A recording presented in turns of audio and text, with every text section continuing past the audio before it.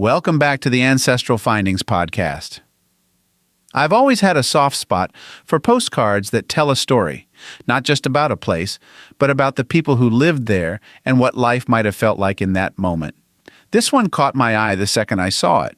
It's not flashy or filled with color, but there's something about the quiet simplicity of these hand-built huts that made me stop and wonder. The postcard shows a pair of Choza dwellings, homes made from palm leaves, mud, and tree branches right out of the South Texas landscape.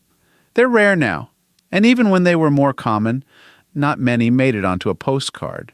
So I did a little digging, and this episode of Postcards from the Past is all about what I found, and why this particular card with its weathered textures and handmade charm feels like a window into a part of Texas history we don't talk about often.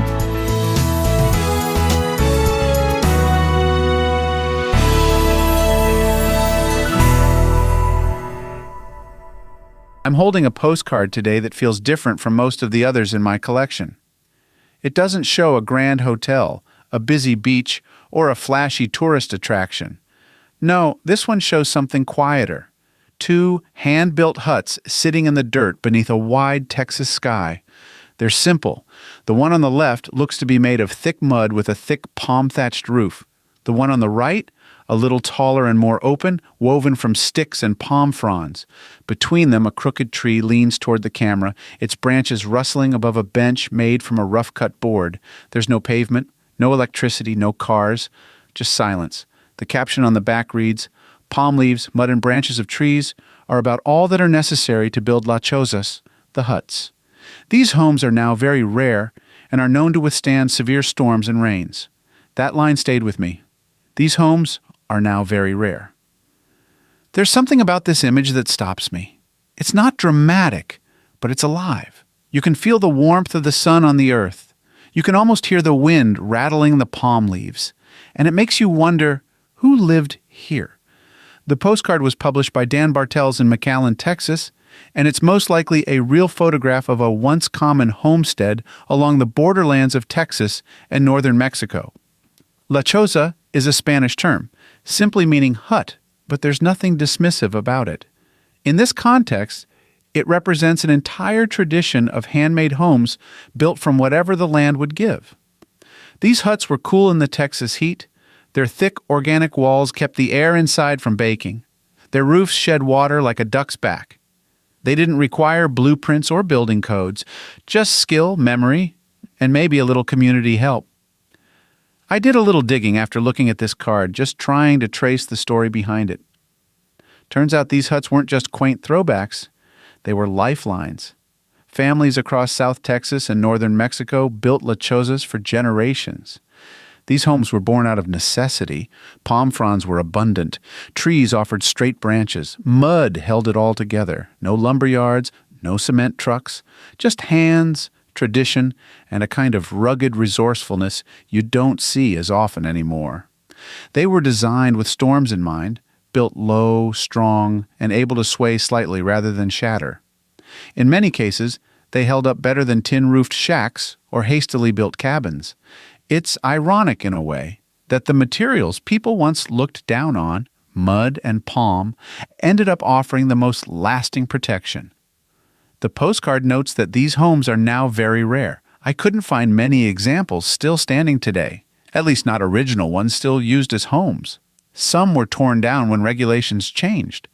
Others were left behind when families moved on, or were encouraged to adopt more modern housing. Over time, Chozas started disappearing from the landscape. They weren't considered worth saving, but this postcard preserves a tiny slice of that world. It reminds me that architecture isn't always about monuments and cities. Sometimes it's about a patch of dirt, a roof that doesn't leak, and a life lived close to the land. This card hit me differently than most. It made me pause. A lot of my collection features colorful hotels, old highways, rail cars, and beaches, but this one, the stillness, the handmade beauty, it reminded me why I started collecting postcards in the first place. It's like holding a small window into the past. Not the polished kind we find in history books, but the lived-in kind. The kind you might have passed by without noticing if you didn't stop and look. I don't know exactly where this photo was taken, and I may never find out. But part of me hopes these huts are still there, still standing in the sun somewhere in South Texas. And if they're not, I'm glad this card exists to remind us they once were. This is why I started Postcards from the Past. I wanted to take time with the ones that felt personal, the ones that asked more of me than just a passing glance. I don't talk about every card I own, but every now and then one of them jumps out of the pile and says, "Sit with me a while." If you're enjoying these, let me know. I've got many more waiting to be rediscovered, each one holding a quiet story of a place, a time, and the people who made it home. And if you'd like to send me a postcard of your own, I'd love to see it. I collect postcards from all over the world. Just go to ancestralfindings.com and click on Contact. I'll send you my mailing address. I always look forward to seeing what arrives in the mail.